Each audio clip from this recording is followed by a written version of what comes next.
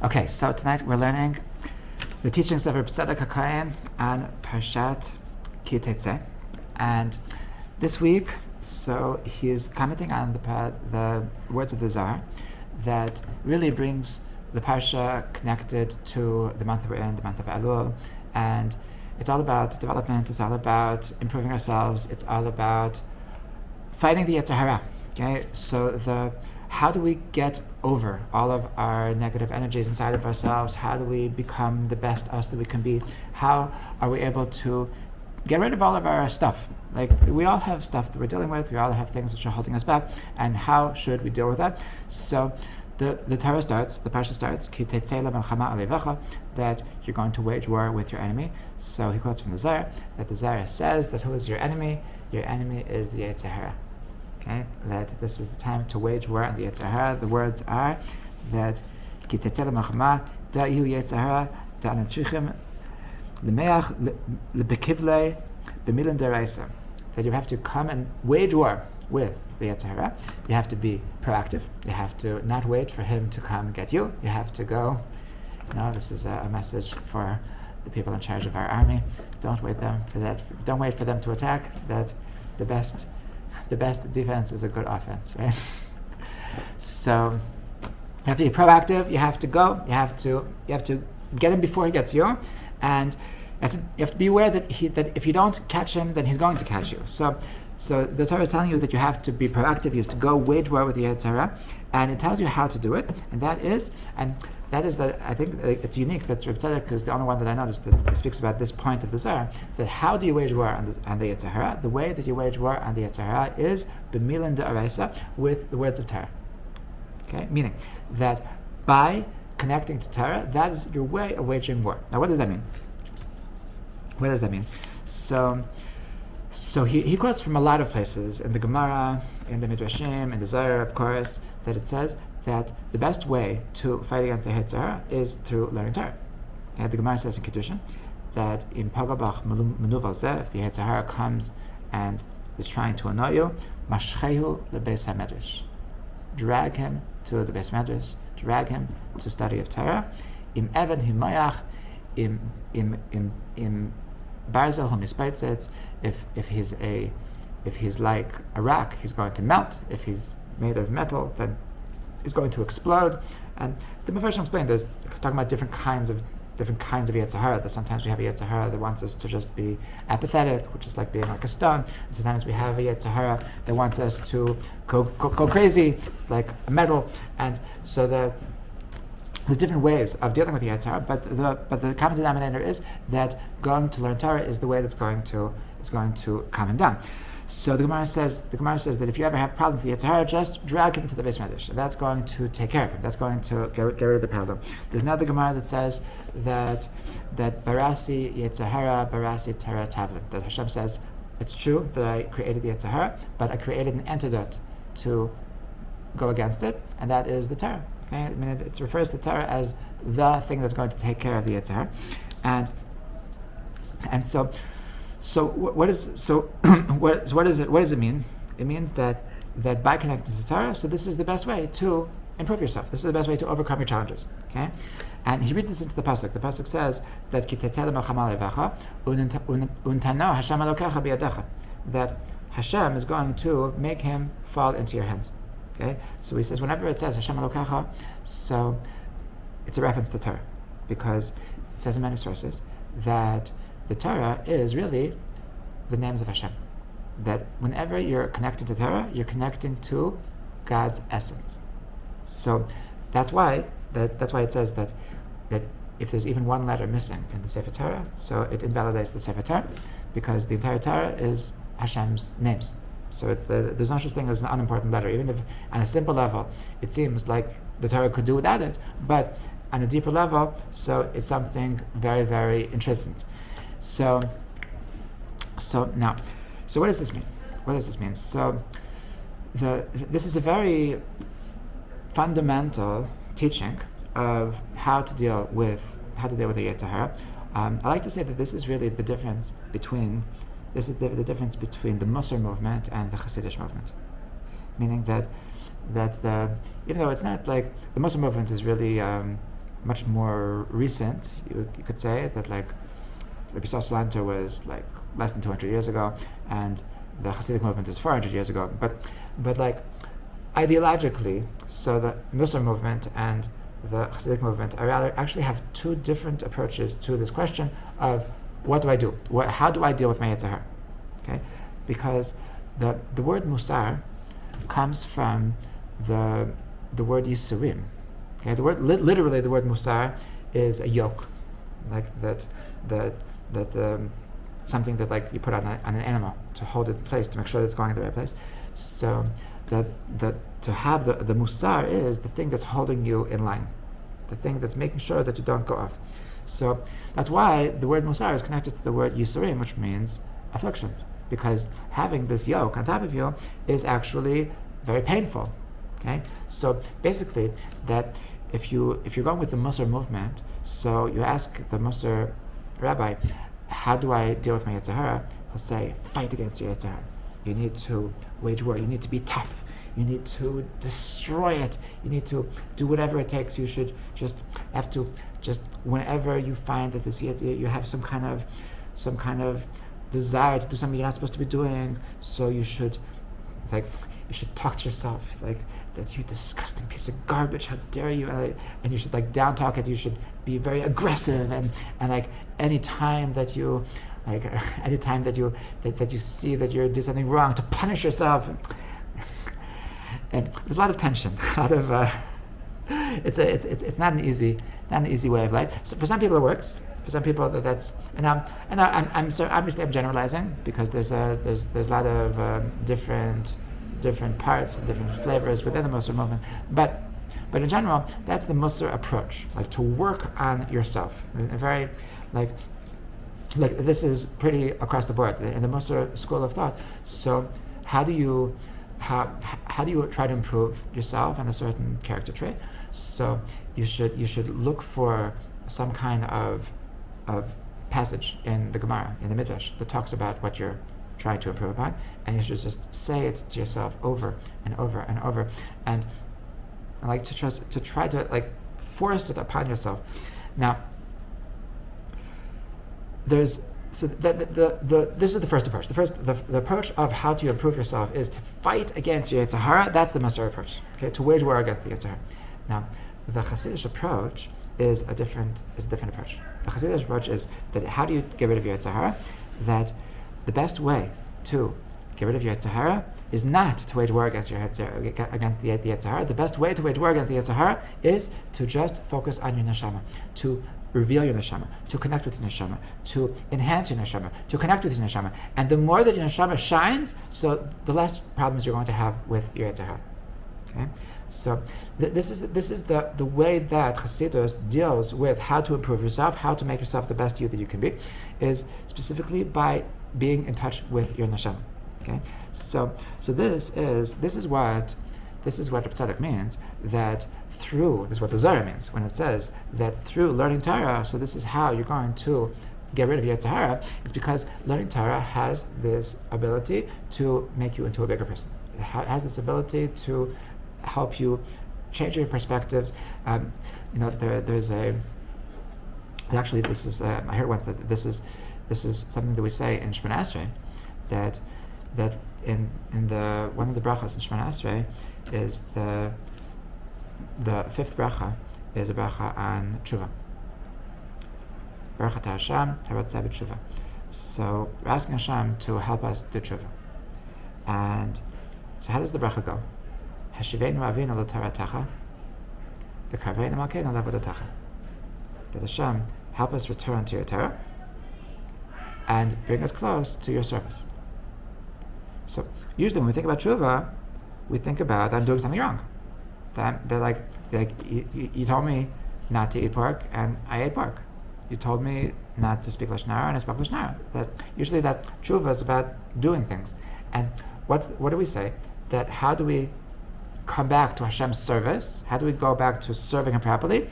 By that the only way to actually serve Him properly is only by coming to Terah. So So this is really like that we're saying every day that the only way to really improve is Torah. Now, I once heard a metaphor on this. I once said this from Reb Tzadok. He's a Kabbalist. He's a great. I was in one of his kolos, and he would give us shiurim, and I would speak to him a lot. And he's an amazing person. And so he once gave us a metaphor about this, and he said that there was once a group of men that wanted to help to elevate themselves, to become holy, to become closer to Hashem, and so they got together and with this common goal that we want to come closer to Hashem, and so they decided that first week, so they're going to take upon themselves a commitment to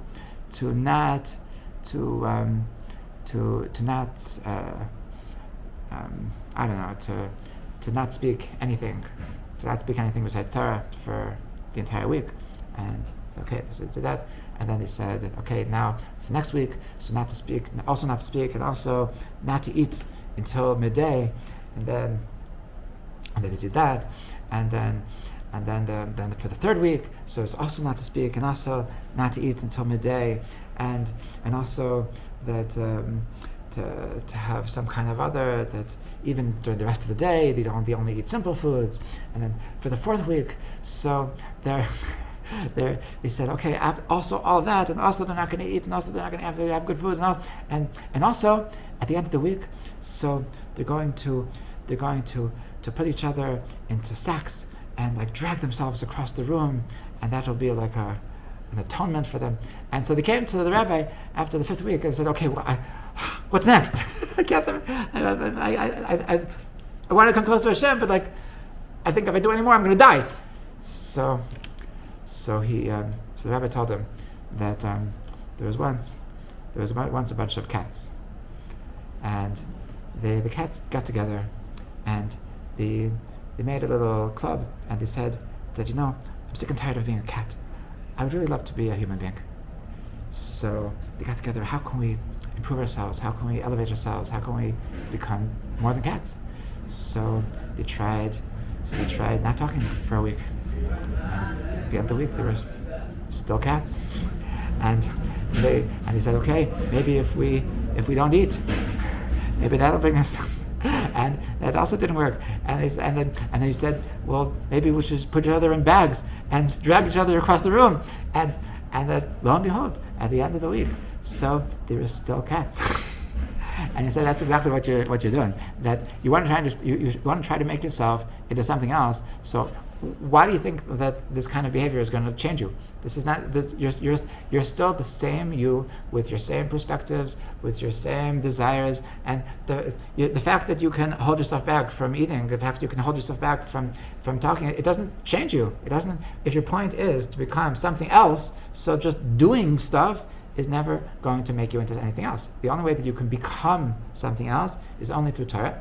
Obviously, a cat can't learn Terah, but the only way that you can become something else is by learning Torah, so you can actually become something else. And that is how Torah is actually a prerequisite to tshuva, because by learning Torah, so we're actually becoming different people. How are we becoming different people? Because our perspectives on life are different.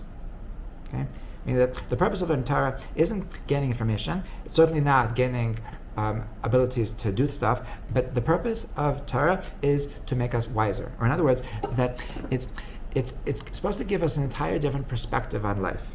Okay. Now this is happening on two different levels.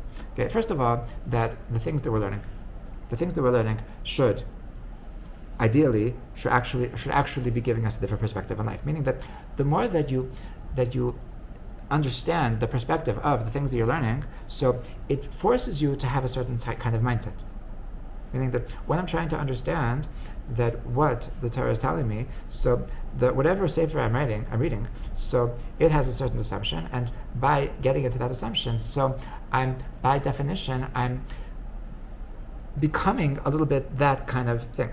Now, truth be told, that isn't necessarily true, and a person could read Torah without having any intention of becoming the author of the thing that he's reading, and that's called in Chazal lamed shelo amenat lasot.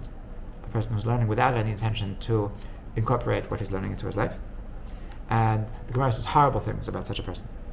The Gemara says that a person that learns without the intention to grow, that person is just learning this as a document, it's so interesting how early culture, Judaism, looked at the relationships with whatever, and just to learn Torah as just a document, as a way of getting a glimpse into what things once were. So the Gemara says such a horrible thing. It says that such a person, it would have been better if his mother miscarried.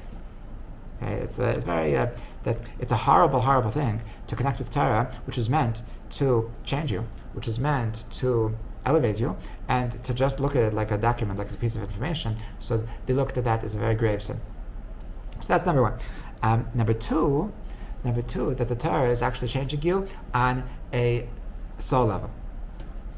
Okay, that besides the information, besides the fact that it's giving me the mindset, besides the fact that it's giving me the mentality of people that actually knew how to connect with God, but even without that on a soul level, so just by the words of Torah going through my soul, so it actually changes me spiritually. Okay? There's, I once heard a beautiful metaphor for this from Reb Tzadok, that I heard this from Rav Shachter, that heard it from Reb Tzadok, that he said he was coming to explain the midrash that there was once a king that reported that ordered all of his servants that they should that there were these pitchers, and there was a basin with water, and they should take the pitchers and take the water, and they should bring the water to the other side of the field. And so they started doing it, and they noticed very soon that there was holes in the pitchers, and that none of the water was able to get to the other side. They would bring it, and there was a drip, and it was always empty by the time they got to the other side.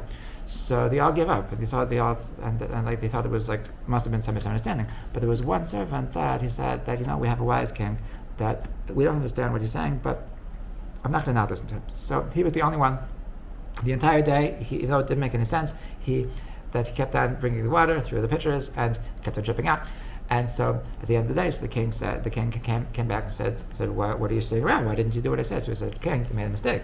There was a misunderstanding, because you told us to bring the water, and lo and behold, the pitchers have holes, and so we can't bring the water.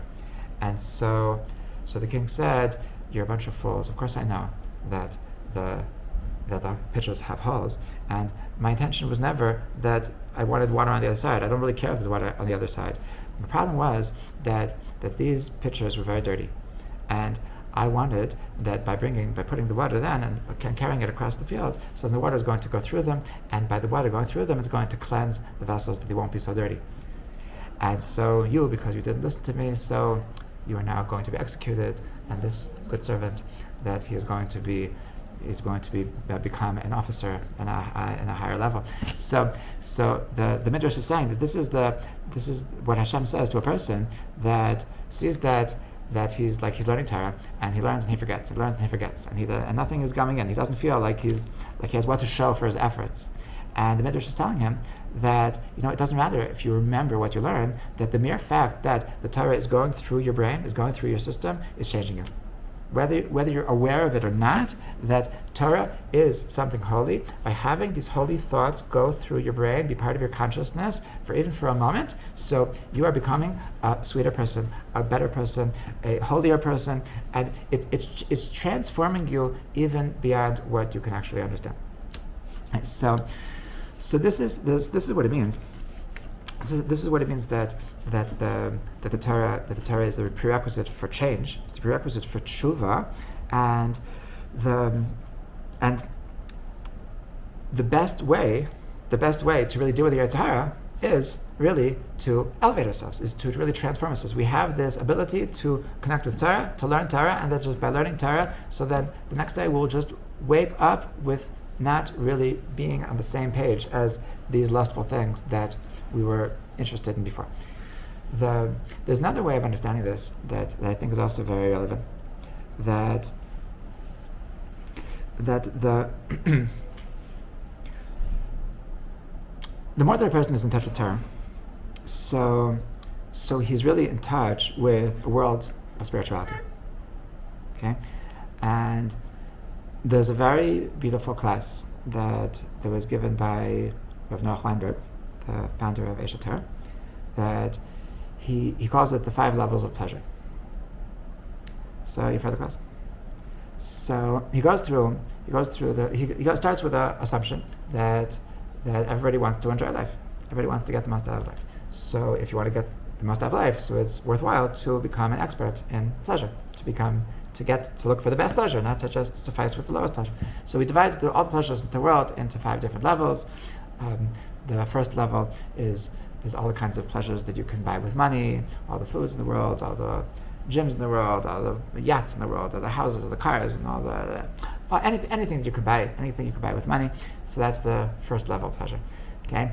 Then above that, there's something which is even greater than that. And that's the pleasure of love. Okay? Having love in your life is a greater pleasure than anything that you could buy with money. A person that has all the luxuries that money could buy but has no love, so he would give it all up for just a little bit of love in his life. Okay, because it's actually a greater amount of pleasure. Even greater than the pleasure of love, I'm saying this very quickly, he would say this for over an hour, but even greater than the pleasure of love is the pleasure of doing the right thing. The pleasure of making correct decisions in life, of righteousness. Okay? So that's a greater pleasure than all the love in the world. And knowing that I lived a meaningful life is actually a greater pleasure than the fact that somebody loves me. Okay? And then even greater than that is that to not only do something meaningful, but to do something meaningful which is creative, meaning that something that wouldn't have been around without me. Yeah, that's the 4th level. And then he said that those are the 4. That's like most of the world stops there. That once to change the world, to be something revolutionary, that's the greatest pleasure. To look back before you die and say, I really made the world into a better place. That's a really great feeling. But the truth is that there's an even greater feeling than that. And he explained that if you believe that the world came from somewhere, so all the pleasures in the world, they also come from somewhere. So if a person could meet the source of all the pleasures, so by definition, that meeting with the source of pleasure would be a more pleasant feeling than all the pleasures put together. So that is the pleasure of the spiritual experience. The pleasure of the connection to God, of Dveikut. So that's why you should come to Terah. That's why that was his sales pitch. And the greatest pleasure in the world is the pleasure of having a spiritual connection. Okay, so now a lot of people can get bogged down. They can feel that like the purpose of my life is to have a big house, because when you have a big house, then you have no worries and you have so much pleasures and the beach and the whatever and like whatever it is, all these things and so he would say it's like a person that they come to a wedding and like there's a salad and they've never seen such a nice salad, and so they just like eat everyone's salad. And they stuff themselves with the salad. And nothing against salad, but like the guy next to him says hold on, there's like really fancy stuff coming. Like you shouldn't you're not going to have any ability to appreciate like the fancy steak that's going to come later, and that your standards are so low that you're losing out, right? So a person that is not aware of what the greater pleasures in life are, so they're never really going to be able to live life to the fullest. So part of what Torah does is that Torah makes you able to connect to the world of spirituality. It raises your standards to understand what really life is all about, what the true pleasures in life are actually all about, and by doing so that it's like if somebody gave a metaphor that it's like that I think we can all relate to, that like when we're kids, so we love lollipops, right? And like it's really sweet, and like there's so many foods that like when we're kids we don't appreciate, and like then we grow older and we learn to appreciate foods, and like you usually don't see adults with lollipops, and if you would see an adult with lollipop, you would think it's a little bit weird, right? There's like it's a little bit like really that's where your taste is. It shows a certain low class that like the level of what you appreciate in life is like so baseline. That means like you have no appreciation of life, right? Nothing against lollipops, right? But it's an abnormal thing for an adult to have that low level appreciation, right? For most adults, it's just too sweet. It's just not so exciting. It doesn't do it for them, and they'd rather do without it, So a person that doesn't have the pleasure of spirituality, so for them, all the lollipops in the world, so that really talks to them.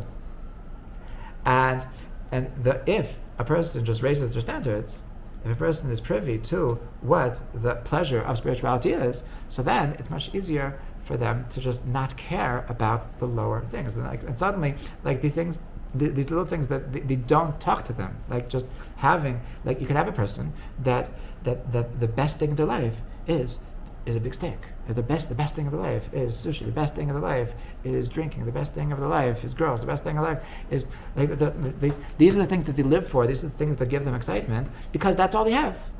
Because that's all they have. This is I don't know if I've said here before that this is the Torah from Carl Jung. That you heard this from me. That when Dr. Bob created the guidelines for AA, the manual for AA. So the third step in the 12 steps is to recognize that there's a higher power. What's AA? Alcoholics Anonymous. All right. Okay, for addictions. And so we asked him, why do you need a higher power? You're making it exclusive. I want my system to be for as many people as possible, even people that don't have a higher power. So wouldn't it be, could you please give me a way to get rid of addictions to be in recovery without having a higher power? And so Carl Jung told him that it's not going to work. It's not going to work because really that the only true thing that's going to save them, the only true thing that's going to bring them recovery is only a higher power. Because all these people that are looking to alcohol, they're looking to substances, you think they do it because because they like alcohol, because they like substances? It's not that. It's that they know, they're smarter than everybody else. They see through the system that life can't just be about steaks. Life can't just be about money. It can't just be about status. That's all pointless. And there needs to be something greater. So they're looking for something more than what they see in the physical world. And truly, the real thing that they're looking for is actually a higher power. That's really what deep down they have a soul, and deep down their soul is yearning for more, and that's what their soul is yearning for. And because they can't find God, so then they find a similar experience in alcohol and drugs. But really the truth is that the more that they're looking for is the more of God, is the more of spirituality. So this is what Reb Tzadok means. This is what the Zohar means when it says that through learning Torah, that that learning Torah is the way to overcome the yahar. That it's instead of waging war in a head-to-head kind of aggressive headbutt, so you have a way of elevating yourself to the point that it just doesn't talk to you anymore, or talk to you less. Okay, and the only way to really fight against the yahar is only when you realize that there's more to life than those things. Okay, so this is what I think that there's. This is what the Kotzker Rebbe said, that I don't want what Hasidim that don't want to do averos. I want Hasidim that don't have time to do averos. Okay, that a person that's connected to their mission. So it doesn't talk to them. If you have a person who's saving lives, and you tell them like, hey, I have some really really good candy. You want to taste? Hello, I'm not now. It's not. It doesn't register, because you know that you're doing something so meaningful. So these little things they don't even register. So that's that's really what Torah is all about. That the purpose of learning Torah is raising our standards, is raising our perspective, both on a conscious level and on a subconscious level. And this is really how that through Torah, so we're able to overcome these things. He quotes from a Gemara that says that the yahar is very strong.